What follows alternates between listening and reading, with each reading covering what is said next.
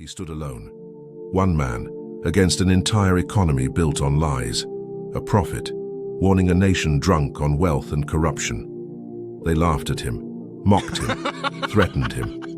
But he didn't stop, and when their arrogance reached its peak, the ground trembled, the sky roared, and in a single moment, the entire city was erased. This is the full story of Prophet Shuaib, alayhi salam, a man of truth, a caller to justice, and a messenger sent to awaken a people who worshipped money more than God. Who was this prophet? Shuaib, alayhi salam, was sent by Allah to two different peoples, the people of Madyan and the people of Aika, the dwellers of the forest. Some scholars say these were two distinct nations. Others say it was one people known by two names due to where they lived. He was from among them, not a stranger, a man known for his honesty, eloquence, and deep fear of Allah. Ibn Kathir mentions that he was a descendant of Prophet Ibrahim, alayhi salam. Some reports say he was the great-great-grandson of Ibrahim through his son Madyan. And in an age where theft, fraud, and economic injustice ruled the land, Allah raised him up as a voice of reform, compassion, and justice. The people of Madyan were a powerful merchant society. They lived in a region that was rich in trade, strategically located along caravan routes that connected Egypt, Arabia, and the Levant. But their economy was built on cheating and fraud. They shortened weights and measures, manipulated scales, stole from travelers, charged unjust taxes, created corrupt marketplaces. They made money by oppressing others, and worst of all, they thought nothing of it. They justified it. They normalized it. And so Allah sent them Shuaib, alayhi salam, not just to correct their spiritual beliefs, but to fix their economic sins as well. Shuaib didn't come with a sword, he came with a message. He said, "O my people, worship Allah, you have no God but Him. Do not give short measure or weight. I see you in prosperity, but I fear for you the punishment of an all-encompassing day." Surah Hud 11:84. He warned them, your wealth is not a sign of Allah's pleasure. Your success doesn't mean your sins are forgiven. He reminded them to be honest in trade. Treat travelers fairly, stop spreading corruption in the land. Turn back to Allah before it's too late. But like so many before them, they laughed. They said, "O Shuaib, does your prayer command us that we should leave what our forefathers worshipped, or that we should stop doing with our wealth whatever we please?" Surah Hud 11:87. In other words, who are you to tell us how to spend our money? Who are you to criticize our lifestyle? Who are you to challenge our ancestors and our gods? It wasn't just arrogance, it was ego fueled by greed. They saw Shuaib as a threat, not because he was violent, but because his truth threatened the foundation of their wealth. Personal attacks begin. When they couldn't refute his message, they began attacking him. They mocked his speech. Some said he was stuttering or confusing. Others called him a liar, a madman. But Allah mentions him with honor in the Quran. Shuaib was indeed eloquent and powerful in speech and clarity. Ibn Kathir, Tafsir. Their insults were projection.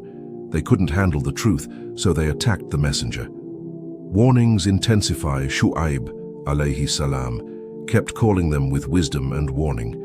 He said, "O my people, let not your opposition to me cause you to be struck by the same fate that befell the people of Nuh, Hud, or Saleh, and the people of Lut are not far from you." Surah Hud 11:89. He wasn't just warning them about the hereafter. He was warning them about destruction in this life.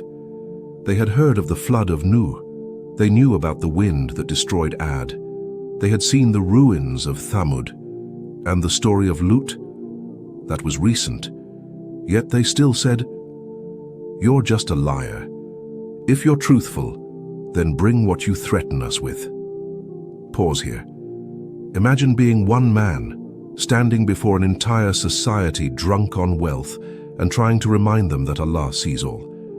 Would you speak up? Would you warn them? If you feel the courage of Shuaib, drop a comment right now. Ya Allah, give me the strength to speak truth when it's hard. And like this video, if you know how hard it is to stand alone, the power of patience. Despite the mockery, the threats, the slander, Shuaib didn't stop. He didn't compromise. He didn't water down his message. He didn't sugarcoat the truth to gain popularity. He stayed patient. He kept delivering the truth, and even when it cost him everything. Some narrations mention that Shuaib, alayhi salam, was blind in one eye, or had very weak vision, and that despite this he stood firm before kings and elites. These are Israeliyat narrations, not confirmed by the Quran or Sunnah, but mentioned in early tafsir sources. Take them as historical context, not religious truth. Their threats escalate. The people of Madyan had run out of patience, not because Shuaib was wrong, but because the truth was becoming unbearable. So they threatened him directly. They said, "If it wasn't for your tribe, we would have stoned you to death, and you are not dear to us at all." When Surah Hud 11:91. Imagine that. They admitted that the only reason he was still alive was because of his family ties, not because he was right, not because they respected him, but because killing him would stir tribal backlash. It wasn't mercy, it was politics. But Shuaib didn't flinch. Shuaib's fearless response. He looked them in the eye and responded with clarity and power. "O my people, is my tribe more respected by you than Allah? And you have thrown him behind your backs in neglect. Verily, my Lord encompasses all that you do." Surah Hud 11:92. He exposed their hypocrisy. They feared men more than they feared Allah. They respected bloodlines more than revelation. They worshipped money and status, not the creator of the heavens and the earth. And he wasn't done. He said, "Do whatever you want. I am with you, watching. You will soon know who will be seized by a punishment that will disgrace him, and who is a liar." Surah Hud 11:93. This wasn't arrogance, it was faith, certainty, conviction in Allah's justice. Pause. How many times have you stayed silent out of fear? At school, at work, online, afraid to speak truth because of the backlash? Drop this in the comments if you've ever felt that fear. Ya Allah, give me the courage of Shuaib. Like this video if you know what it means to be scared, but still speak. Subscribe if you want more stories of people who stood for truth, no matter the cost. The people of Madyan had now made their decision. They wouldn't repent, they wouldn't change, they wouldn't listen. They said to Shuaib and his followers, "We will certainly drive you out of our town, O Shuaib, along with those who follow you, unless you return to our religion." Surah Al-A'raf 7:88. Imagine this. They weren't just rejecting the truth. They were demanding that a prophet of Allah renounce Tawheed and return to worshipping false gods. And still, Shuaib responded with dignity. "Even if we hate it, we would truly be lying against Allah if we return to your way after He has saved us from it." Surah Al-A'raf 7:89. He made it clear, even if it costs us our lives, we will not return to falsehood. Then Shuaib gave them their final warning.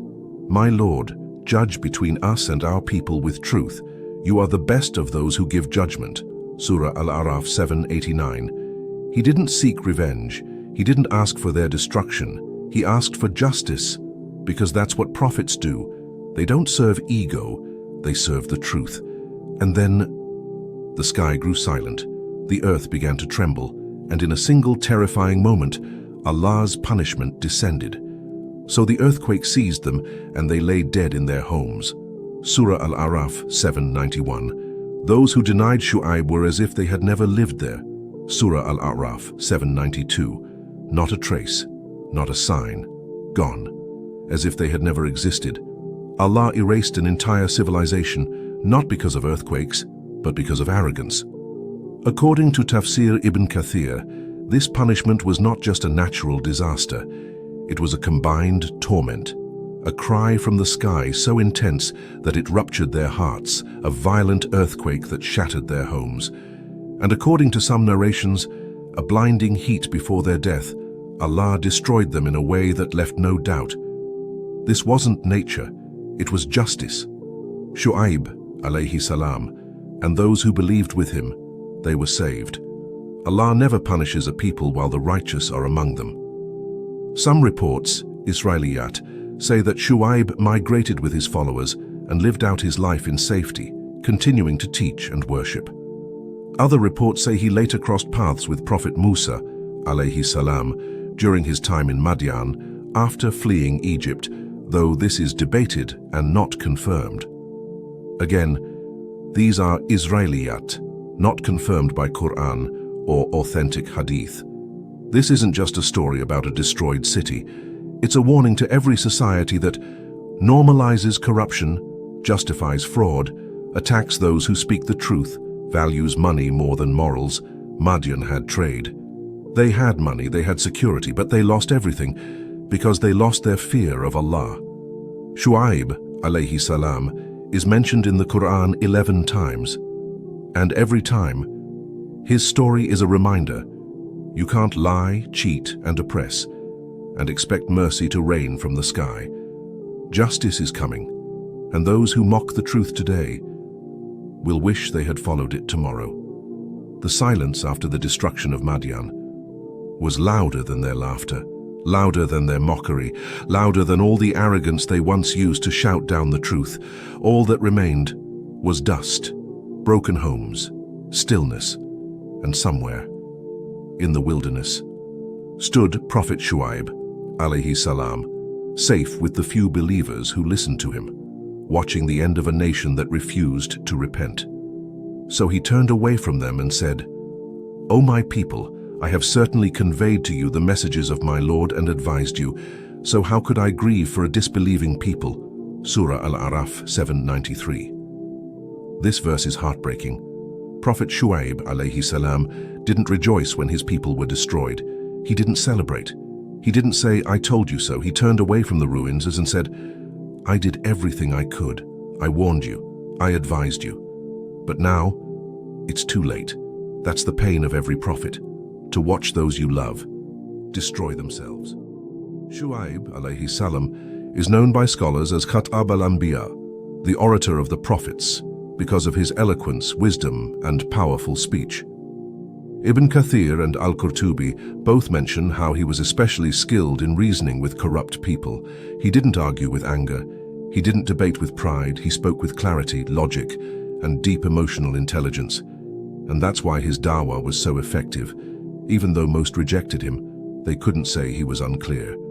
The story of Prophet Shuaib, alayhi salam, is unique because it focuses heavily on economic sins, cheating in trade, corruption in the market, injustice to travelers, and the poor, greedy manipulation of wealth. In Surah Ash-Shu'ara 26, 181-183, he said, "Give full measure, and do not be of those who cause loss. Weigh with an even balance, and do not defraud people of their things, nor spread corruption in the land." Allah sent a prophet, not just to reform beliefs, but to reform business. That's how deeply Islam connects worship to justice. Look at our world today. Fake products, corrupt pricing, bribery in public offices, manipulated scales, both literally and metaphorically. The message of Prophet Shuaib, alayhi salam, wasn't just for Madyan, it's for us. Because Allah didn't just destroy Madyan for disbelief. He destroyed them because they made sin part of their system. And we're doing the same. Ask yourself, do you cheat a little in business? Do you lie on forms, inflate numbers, or twist words to gain more? Even if it's small, it could be your scale. That brings the next punishment. Drop a comment if this made you think, "Ya Allah, make me honest even when no one's watching." Like this video if you believe justice matters in Islam, not just in prayer, but in business too. Subscribe for more prophetic warnings that apply today more than ever. Here's where things get interesting. According to Quran and early tafsir, after the destruction of Madyan, the region remained largely empty. Later, when Prophet Musa, alayhi salam, fled from Pharaoh and arrived in Madyan, he met a righteous man who gave him shelter, married him to his daughter, and let him live peacefully for 8 to 10 years. Many scholars, including Ibn Kathir, say this man may have been Prophet Shuaib, alayhi salam, himself. However, this is not confirmed directly in the Quran or Sahih Hadith. It is based on Israeliyat and opinions of scholars. Some argue that the man Musa met was a descendant of Shuaib, not the Prophet himself, due to the time gap between them. But regardless, the region was still known for Shuaib's legacy, a place of guidance, honesty, and belief in Allah. Some Israeli narrations say that Shuaib alayhi salam lived a very long life, and that his final years were spent mentoring a generation of believers who carried on his teachings in secret. Others say he passed away shortly after the destruction of Madyan and was buried in the hills nearby. There's even a shrine in present-day Jordan believed by locals to be his burial site, but Allah knows best. Shuaib alayhi salam is mentioned 11 times in the Quran, and every single time, his story is tied to honesty, economic justice, dawah with wisdom. Standing alone against a corrupt system, he is one of the most relevant prophets for modern times, because we live in a world that worships money, just like Madyan did, and just like Madyan. We pretend Allah will turn a blind eye, so what do we do now? How do we live in a society full of corruption without falling into it? How do we speak up like Shuaib alayhi salam without losing our courage? How do we stay pure when everyone else is selling their soul? In the final part of this story, we'll answer that, and we'll end with a message that's meant just for you, a message that might save your soul. The people of Madyan were destroyed, but the legacy of Prophet Shuaib alayhi salam lived on. His people didn't just reject Tawheed, they rejected justice. They chose greed. They built their lives on oppression, and so Allah erased them. But the Quran kept their memory alive, not to entertain us, but to warn us. The Quran doesn't just tell us what happened, it tells us what can happen again. So the earthquake seized them, and they lay dead in their homes. Surah Al-A'raf 791.